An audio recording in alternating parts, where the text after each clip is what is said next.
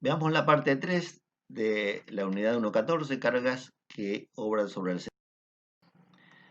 Veamos la acción.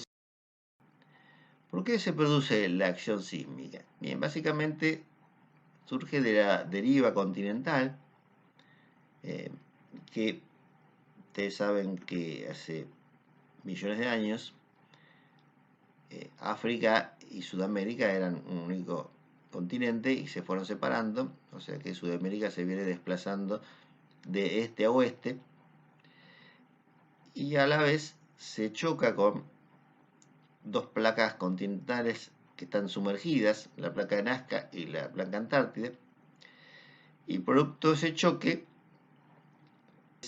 que surge la cordillera de los Andes. La placa de Nazca se va introduciendo por debajo de la placa de Sudamérica y producto de eso se levanta la cordillera de los Andes porque no es que se ha formado, sino que se sigue formando a raíz de este choque. Y esta formación no es continua y tranquila, sino que ocurre por movimientos súbitos que dan origen a los terremotos. Hay momentos en que se produce un acomodamiento de estas capas hacia una nueva posición o un nuevo equilibrio. Acá se ve un corte transversal de cómo la placa oceánica se vería introduciendo por debajo de la placa continental y generando esta cordillera a través de movimientos telúricos. Estas aceleraciones que se producen en el suelo son horizontales, en cualquier dirección horizontal, pero también verticales. Ahora, las aceleraciones verticales no afectan demasiado a la estructura, ya que, siendo que son una fracción de la aceleración de la gravedad, digamos que aumente o disminuya un 10% la acción gravitatoria de las cargas verticales, no afecta demasiado, aunque no pasa lo mismo con las acciones horizontales, ya que una acción horizontal equivalente a un 10% de la gravitatoria son acciones realmente fuertes para una estructura. Si el edificio fuera totalmente rígido, la aceleración del suelo sería igual a la aceleración del edificio a cualquier altura. Ahora bien, como son flexibles en general, la aceleración a cada altura va a ser distinta y a su vez va a ser distinta a la aceleración del suelo. Hay una forma de resolverlo que es la forma estática, que equivale a reemplazar cada una de estas aceleraciones a cada altura por una fuerza horizontal equivalente a una fracción dada de la carga vertical. Si se le diera un impulso horizontal a un edificio, este vibraría de un modo complejo que puede descomponerse en la suma de modos más simples. Cada uno de estos modos serían los distintos armónicos, tales como los armónicos de la cuerda de una guitarra. Pongamos la cuerda Mi, vibra básicamente en Mi, pero también vibra en dos mitades o en tres tercios, dando lugar a los distintos armónicos de la guitarra. Bueno, un edificio también tiene armónicos, pero en forma más compleja, porque no es una cuestión lineal, sino que es una forma tridimensional donde puede haber incluso efectos de torsión que genera modos de vibración más complejos. De todos modos, hay siempre un modo principal, que es el de mayor periodo, que es el que mayormente determina las acciones sísmicas. Tanto es así que para los métodos simplificados solamente se considera el modo principal de vibración. Entonces, considerándolo así como un péndulo simple, solamente con un modo de vibración, podemos representar cada edificio como si fuera una única masa, a una determinada altura, sostenida por una varilla flexible. Esa varilla flexible es como una constante de un resorte para el movimiento horizontal, y ese péndulo tendría un periodo de vibración dada por esta expresión que ustedes ya han visto en física 1, que depende de la masa y de la flexibilidad de la varilla, que equivalen acá a la masa del edificio y a la flexibilidad del edificio. Entonces, cuanto mayor es la masa, mayor va a ser el periodo de vibración, y cuanto menor sea la rigidez, lo mismo. Entonces, distintos edificios con distintas alturas tendrán distintos periodos de vibración. Edificios más bajos serán más rígidos y tendrán periodos de vibración más cortos. Ahora, ¿qué pasa con cada uno de estos péndulos cuando actúa un sismo? Bien, un sismo tiene una variación de aceleraciones en el tiempo, como se representa en este dibujo. Va variando aleatoriamente para un lado y para el otro, y va variando esa aceleración. Cuando le imprimimos al suelo esa oscilación, dijimos que la aceleración de la masa acá a una altura dada del edificio, que acá estaría concentrada en un punto, no es igual a la aceleración del suelo. Se va como retrasando y se va amortiguando. Entonces, el acelerograma, digamos, de lo que sería esta masa sería distinto del suelo, y tendría una forma, pongámosle que sea como la que está indicada acá. De todas estas aceleraciones nos quedamos con el máximo, que es el que va a resultar más desfavorable para ese edificio o ese péndulo que representa a ese edificio. Entonces tomamos este valor máximo y lo representamos aquí en este diagrama. En este diagrama ponemos en abscisas el periodo de vibración. Acá, por ejemplo, tenemos 3 edificios representados por 3 péndulos, y en cada uno de ellos ponemos la aceleración máxima que produjo este sismo en cada uno de estos edificios. O sea, para este péndulo tuvimos esta aceleración máxima, la graficamos acá. Para este tuvimos esta otra, la graficamos acá. Y para este tuvimos esta otra y la graficamos acá. Esto se puede hacer, obviamente, en forma analítica. Se hace correr a través de un programa este acelerograma para cada uno de los péndulos con cada una de estas constantes, y se obtiene esto que llamamos espectro de respuesta. Es decir, para un sismo dado, por ejemplo, el sismo de Gaussete del año tal, que tiene tal acelerograma, podemos decir que tenemos este espectro de respuesta que nos da cómo afecta ese sismo a cada periodo de vibración. Donde acá en ordenadas tenemos la fracción de la aceleración de la gravedad que se tiene para cada periodo.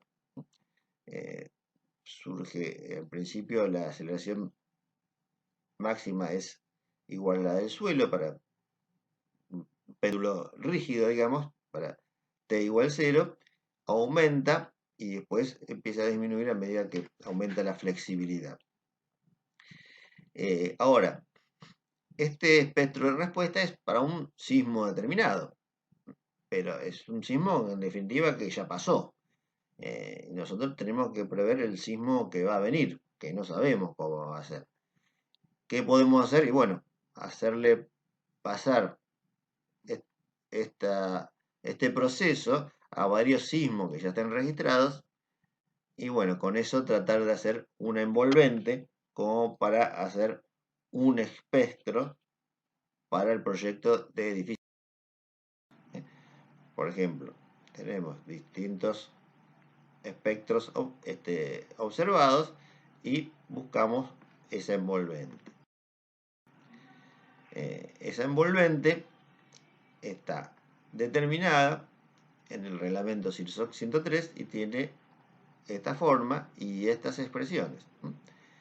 Tenemos entonces el periodo básico, tenemos la fracción de la aceleración de la gravedad que va para cada periodo, y tiene las expresiones que nos permite determinarla. Entonces, a partir de eso, la determinación simplificada se basa en los siguientes pasos. Primero, zonificación sísmica, a continuación. Se ha generado este mapa que vemos aquí, donde para cada partido de cada provincia, también como sucede con la acción del viento y de la nieve, se ha determinado cuánto vale el factor sísmico y la zona sísmica. Todo lo que está aquí en verde, que es más o menos medio país cortado de norte a sur, todo lo que está al este es zona sísmica 0, que tiene peligrosidad sísmica muy reducida y donde en general los edificios se calculan sin contemplar la acción sísmica, siempre y cuando se considere la acción del viento. Es decir, que todo lo que es zona 0 para edificios, considerando la acción del viento, no es necesario considerar la acción sísmica. En cambio, para el resto del país, sí hay que tener en cuenta este efecto. Bien, tenemos entonces el segundo paso, es la clasificación de las construcciones según sus funciones. Entonces, en forma similar a lo que vimos para viento y nieve, hay distintos grupos. Bueno, acá están ordenados al revés. Siempre hay un grupo, en este caso llamado grupo B, que es el grupo básico, que está en verde, que son las construcciones corrientes. Yendo para abajo en riesgo, tenemos el grupo C, que tiene factor 0,8 para construcciones aisladas, con ocupación inferior a 10 personas, como vimos en el caso de viento, y también grupo A y grupo A0 para construcciones esenciales. Bien, vemos los métodos. Bueno, tenemos una primera posibilidad, que es la verificación simplificada, que es aplicada a edificios bajos cuya sismoresistencia se compone exclusivamente de muros, o sea, muy limitado. Después tenemos el método estático, que se representa la acción sísmica por un sistema de fuerzas estáticas equivalentes. Y se supone que el edificio se mueve de manera tal como corresponde al primer modo de vibración.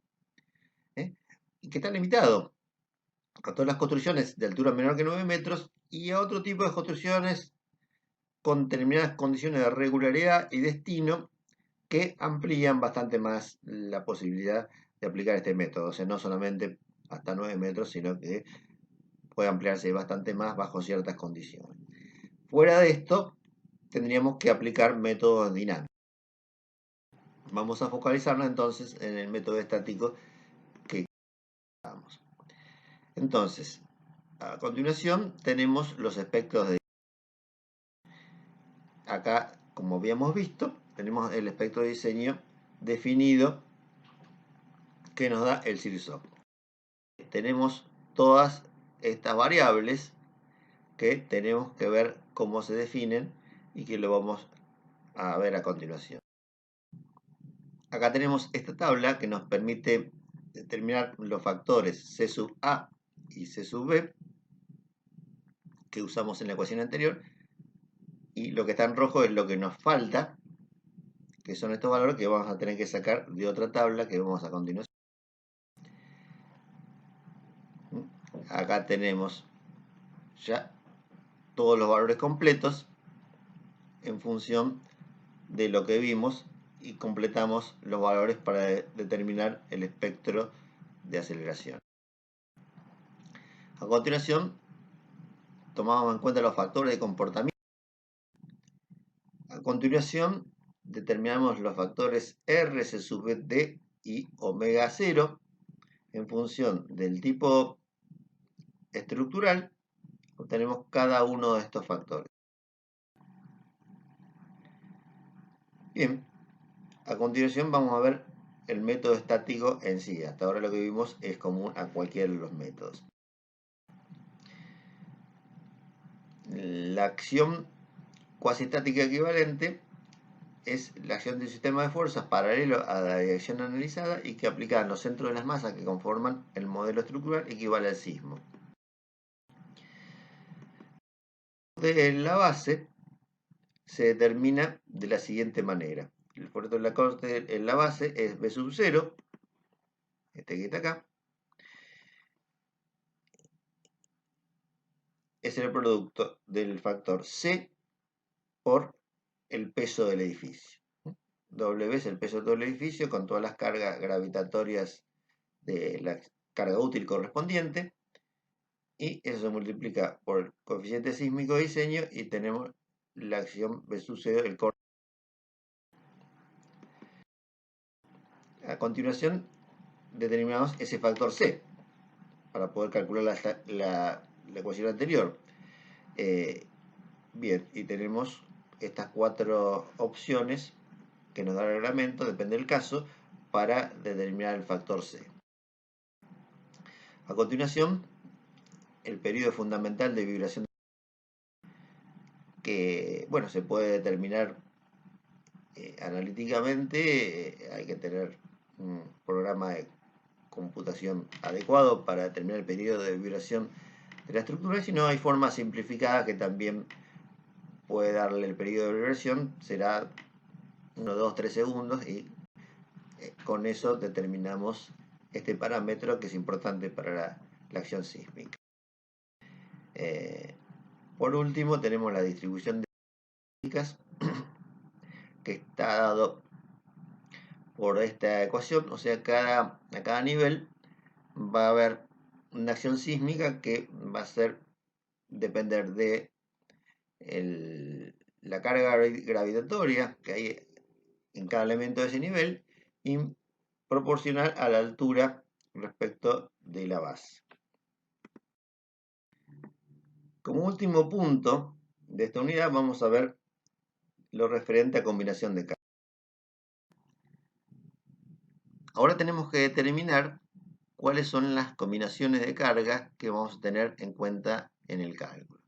Tenemos por ahora acciones por separado, de las cuales conocemos sus valores nominales, y valor nominal dijimos que era los que tienen una probabilidad de 0,5 de ocurrir en la vida útil. Tenemos que llevar esto a combinaciones que tengan una probabilidad de 10 a la menos 3, o sea, de 1 en 1000, para los estados límite último.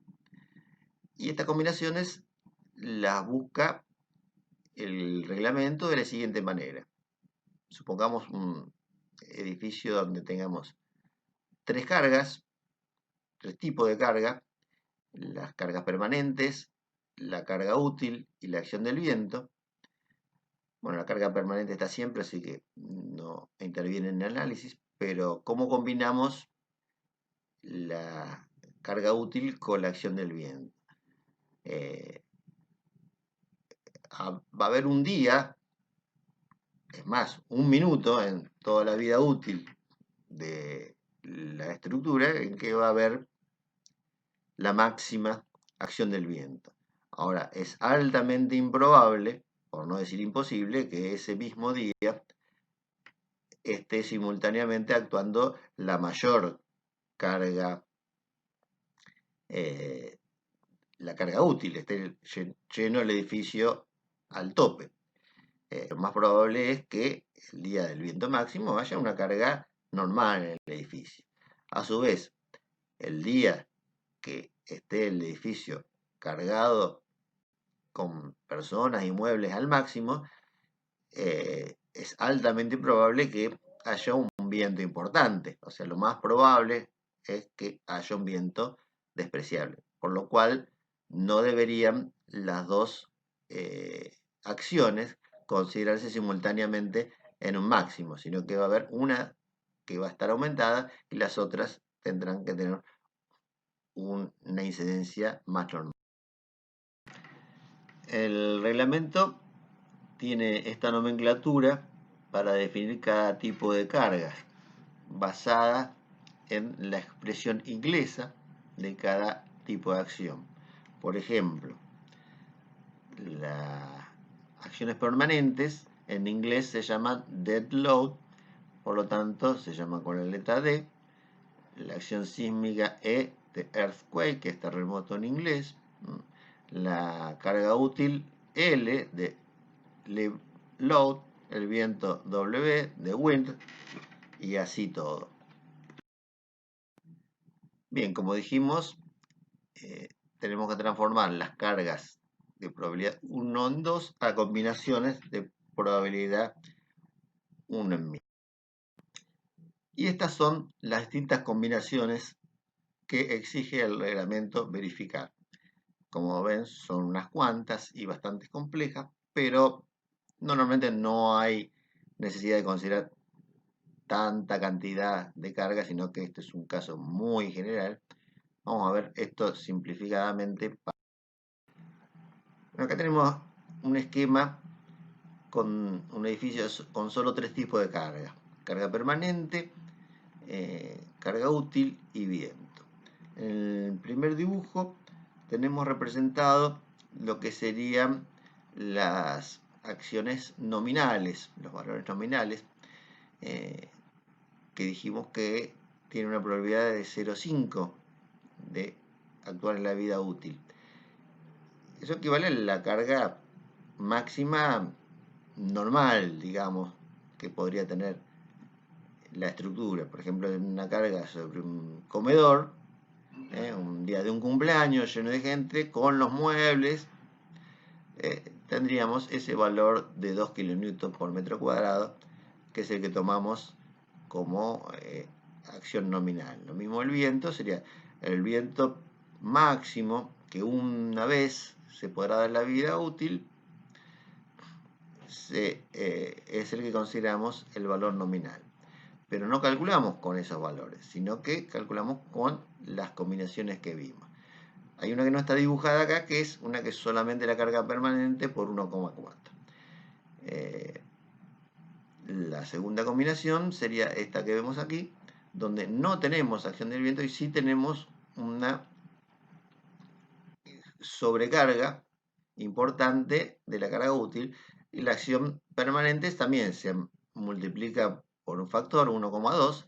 Como tiene poca variación la carga permanente, no tiene un factor de amplificación tan grande como la carga viva, que es de 1,6. Entonces, esto es sobre una base estadística. Está representado acá lo que equivaldría a esa carga útil, sería llenar de gente, sacar los muebles y llenar de gente el comedor.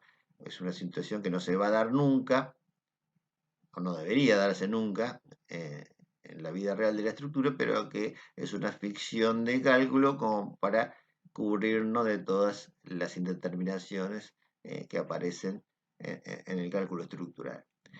Es decir, que cuando tenemos la carga máxima de uso, la carga útil, no tenemos simultáneamente, como vemos acá, la acción del viento. En cambio, el día que tenemos la acción del viento, no tenemos la carga útil máxima, sino que en vez de usar 1,6 de L,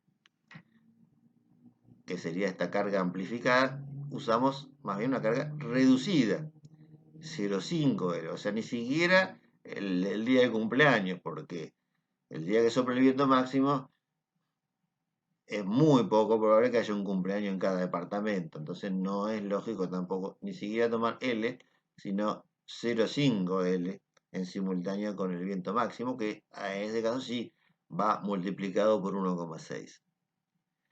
Y tenemos una combinación más, que esto sería, por ejemplo, para verificar el vuelco del edificio, donde la carga útil estaría actuando en forma estabilizante.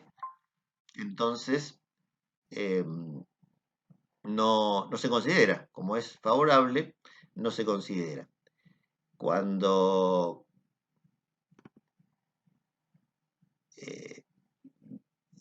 para la acción del la carga permanente va reducida, justamente porque resulta en forma favorable, y simplemente lo que va aumentada es la acción.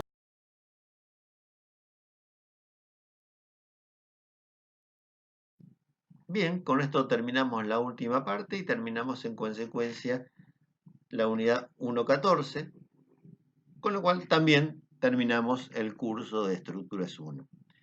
Así que bien, nos veremos en las clases de repaso, nos veremos en el examen, nos seguiremos viendo en estructuras 2. Hasta pronto.